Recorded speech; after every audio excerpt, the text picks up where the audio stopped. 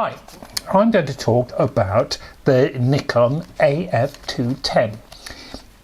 This is a compact camera which came out in 1993, and that was a time when 35mm was still the most popular media for photographing, and the various manufacturers had produced got cameras to be more and more automatic, and you could either buy a high quality single lens reflex, or a lot of people just wanted a camera which was basically a point and shoot, and this is definitely a point and shoot camera.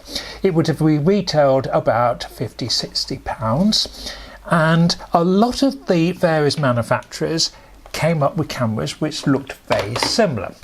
This, if you compare it to an Olympus Trip of the same year, it has a very similar counter, it has buttons in the same place, and I suspect that they were assembled in the same factory but maybe from different components, because on this Nikon we have a 32mm lens, where on this Olympus we have a 34, so there is a difference with the lens.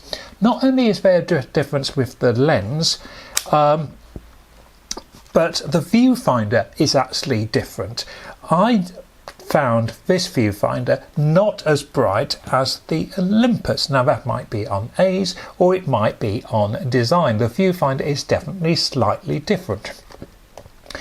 It's a very straightforward camera to use this. You insert the film here, you simply take it over here and close, press, and it winds on one. It takes 2 AA batteries, so that's incredibly convenient. You want to avoid, I think, compacts which take the 123 or 22A batteries, which are a bit expensive to buy. These are very cheap, the batteries are cheap to buy. So you load the film, as I said, and you've got a nice clear viewfinder. 32mm gives you a very wide angle of shot, which is superb for landscapes, it's superb for groups, it's a very good travelling camera. What I was really impressed with when I used this camera was how sharp images are. Now it's sharp from 1.2 meters, and we can tell here that it's auto focusing, and again it says autofocus. Because it's so wide angle, it does suffer a little bit from what we call finetting. And finetting is where you get a slight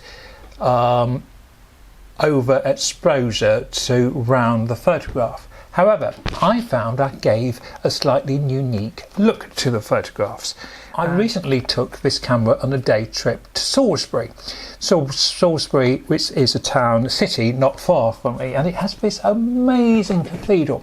And what was lovely when I visited Salisbury was it has a celebration at the moment of sculpture, and around the cathedral are all these magnificent sculptures. And I found this camera was extremely good at capturing, and although you get a slight distortion with the wide angle, that seemed to add to the dramatic content of the sculpture and the surrounding. I was able to capture both the sculpture and its surrounding. So there's a not a Barbara Hepworth, there was a Henry Moore, and sculpture by other well-known artists. After visiting Salisbury, I visited, there's a church on the road from Wiltshire down to Dorset, and there's this incredible deserted ruined church in the middle of an earth circle.